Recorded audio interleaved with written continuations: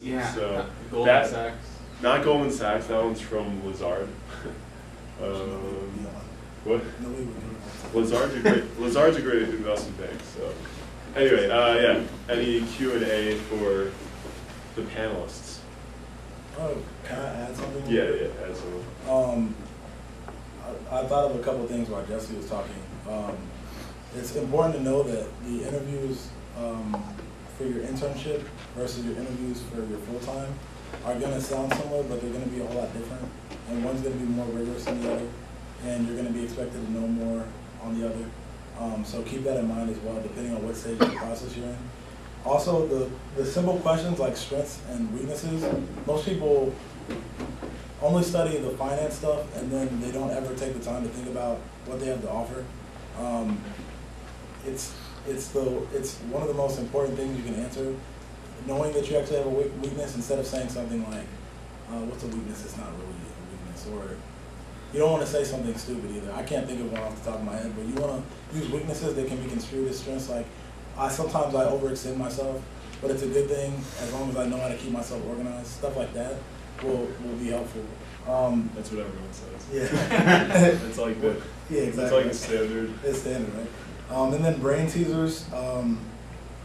You're going to get asked them depending on who the interviewer is. But the important thing that Jesse was saying is think out loud. Like, actually talk. Somebody asked me how tall is the Empire State Building. When I told them, I reasoned through it. I was like, well, this floor is, say 10 feet high and it's 100 floors or something like that. You just want to think like that. And then they asked me if they took their BlackBerry and collapsed the whole building into a box, how many BlackBerries would fit into that box, and like stuff like that, which is impossible and they don't even know the answer to. But you got to show them that you can think of a logical way to solve the problem. It's like Who Wants to Be a Millionaire? Yeah, it's tough. And then watch out for the words you use during the interview. Not in terms of not being appropriate, but in terms of if you don't want to talk about a subject, you don't want to use that word just as a passerby. You don't want to use it as a filler word, because as soon as you say it and they hear it, the next question is going to be like, oh, so you did that. Can you tell me a little bit more about that? Well, I didn't get a lot of exposure to it, but I got to see that. I mean, you only want to talk about things that you're comfortable talking about, because once you're outside that box, you start getting clammed up in your interview, and it's not cool anymore. And I did over 50 of them, so for one firm. So I've heard a couple things that I should have probably not have said. Let's see. I'm telling you, CDX, credit default swaps and stuff, got me. Networking on the job. Oh, yeah, this is a big one. Networking on the job, as well as following up when you get your internship. So the first half is once you actually get a job. Say when I worked at Merrill Lynch this past summer, and I was on the sales and trading floor, where there's equity, there's fixed income floor, there's emerging markets floor, and that's at least 300, 400 people that I probably come in contact or walk by when I'm getting food or whatever.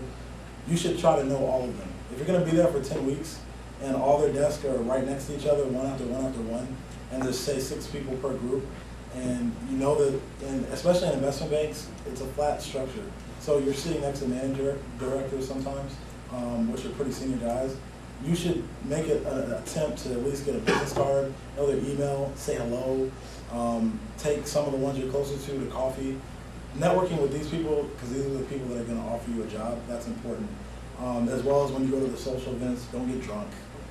If you think you're going to make a mistake, don't even drink. Get a Coke and make it look like something else, with a lime or something. Yeah, that's a Jack and Coke. Yeah, because there were people that were drunk and sitting outside of like Pink Elephant this summer, and it didn't look good. Also, following up over the summer, I didn't know if I wanted to switch to investment banking or whether I was going to stay on my route, and I didn't know if I was going to get an offer.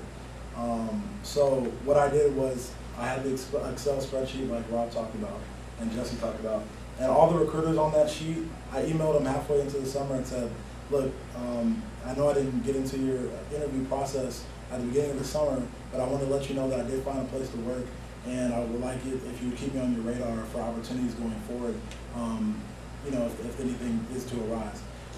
So that actually helped me I got to enter a super day with Citigroup before I even left New York.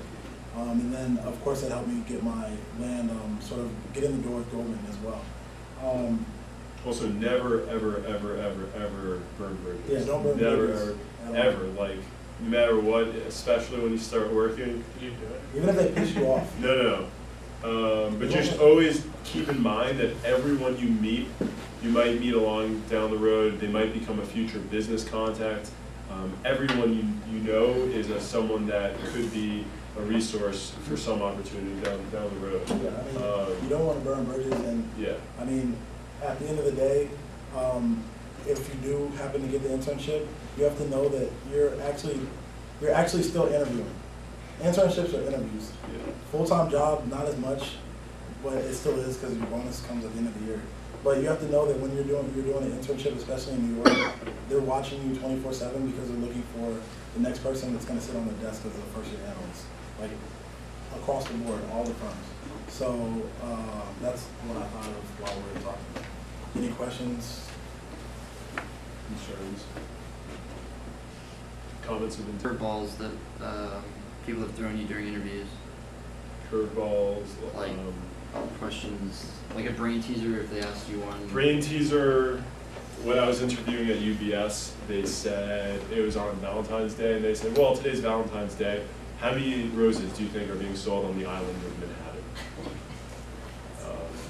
And actually, I need a. Yeah, I actually did, before the interview, I did some planning, and I was like, I think they might ask a population question because, especially if it's in New York, people love New York. And I actually looked at the population of New York before the interview, and it just worked out real well that they asked. And the next question she asked me, and I actually was laughing, in my mind I was chuckling because she asked me, why are manhole covers round? And that's like the standard, that's the one everyone knows, and when she asked me that, I was like, joke, but those are the two she asked me, and I've had a few others too. I got my super day for Merrill. I got how many gas stations do you think are in the state of New York? Or, in the state of New York. I've had that one. Yeah, I actually had I had the BlackBerry one. Not so much brain teasers, but I've had sort of like they kind of like get you off the roll you're on when it comes to finance stuff. Is if you wrote a book, what would be on the cover of it? I was just like, oh, I don't know. I didn't say I don't know. I came up with the title and everything, but it was hard. You? Yeah, if you had to come up with a book about yourself, biography? yeah, what would you call the book? So it's more speaking again about yourself.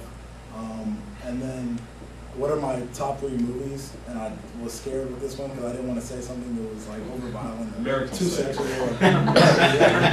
I also got what are my favorite books, and I actually took a chance and said something crazy. What? I said like, God is not great. Never seen that. It's a book. You didn't have to. Anyway, it's just an interesting read that I had, so it's the first thing on my mind. And then I explained that I do love God. No, but and then I've gotten another question. Here's an interesting accounting question that was really tricky. He said oftentimes when we're looking at income statements, they don't include depreciation on the income statement, they only include it on the cash flow statement. But he says sometimes they do companies do decide to put depreciation on the income statement. He said one time we were valuing a company and they had depreciation on the cash flow statement of $1 million, and then they had depreciation on the income statement of $600,000. How can you reconcile that difference? What's going on here? So I was like, they made an error when they were writing. I had a simple one at, this is actually That was a good pretty example tricky, yeah. on how to follow up. First round of at Goldman, one of the guys, he was more of like a banker type within sales and trading, and he asked me, how does the income statement, balance sheet, and cash flows link together? Like, what are their purposes? How do they flow? And I didn't have the answer because I don't remember accounting. And I didn't prep myself for that kind of question since it was an banking question. And I told him, I was like, I don't know. I'll definitely follow up with you on that. And he wasn't expecting me to, and we moved on. He actually made a joke out of it. He asked me, he's like, because sometimes what I do is I turn around in the interview and I say, you know,